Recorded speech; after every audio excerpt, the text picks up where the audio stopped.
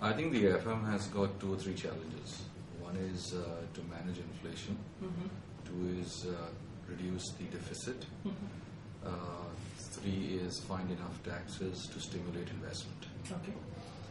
If you look at fiscal deficits, I think clearly one of the ways to do it is to make sure that the disinvestment program goes along. Look to try and make sure that he can raise finance from proposals like 3G auctions. With regards to investments and raising taxes and or making sure he has enough taxes to generate investments. Clearly, one step in the right direction is GST, which will really make sure that it widens the tax net.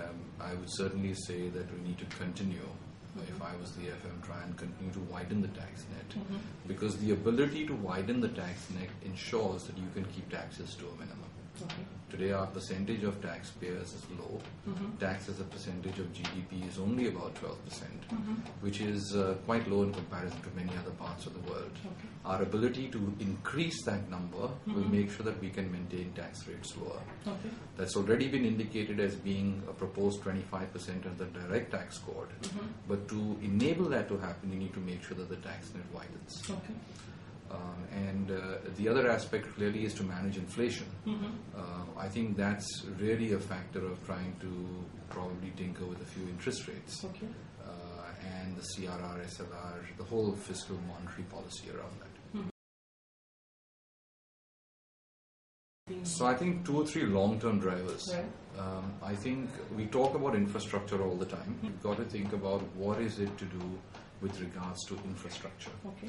I think 2 or 3 things around that. One is, how do you make sure that everything that the government wants to do gets done by the right bid policies. Also infrastructure finance. Today I think it's costly. I would look at ways to try and make sure that you can attract infrastructure finance. Infrastructure is one, on the hard infrastructure side. On the soft infrastructure side, I think education.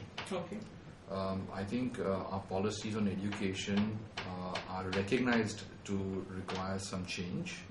They are proposed to do, but I cannot overemphasize the need that they need to get happen quickly. We need to be able to allow for private sector investment, to allow international investment, international universities, because I think anything that we do on that will have a huge multiplier effect into the future. And the third element I would say that we need to do is structurally, is increase agricultural productivity. When was the last time India improved on that? That was in the 60s with the Green Revolution. What's happened since? Since that time, the area under cultivation is only reduced. If you look at some of the supply side constraints that we have today, which is driving up inflation, is a factor of maybe supply chain issues, but also the fact that we have less and less, cultivable area. So I think we are in professional services. We are impacted by all our clients.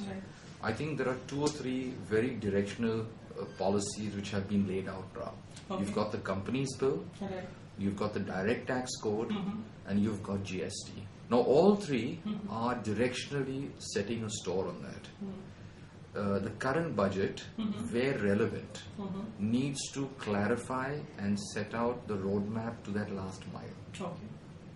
So I think people know the GST is coming along. There's some discussion as to where that rate may be.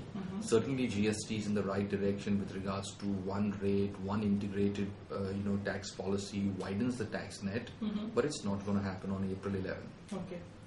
So when's it going to happen and how's it going to happen? I think greater clarity around that would be good. Similarly, direct tax code. I think the principles are well established. There's been some pushback from industry around that. Now, what is the final conclusion on that? Because that advocates withdrawal of tax holidays, that advocates lower tax rates, that requires some policies. I think investors, industry is looking to have some clarity as to where this is going. Okay. Similarly, the companies bill, the LLP bill, they're all out there to be passed. Okay. I think just clarity on that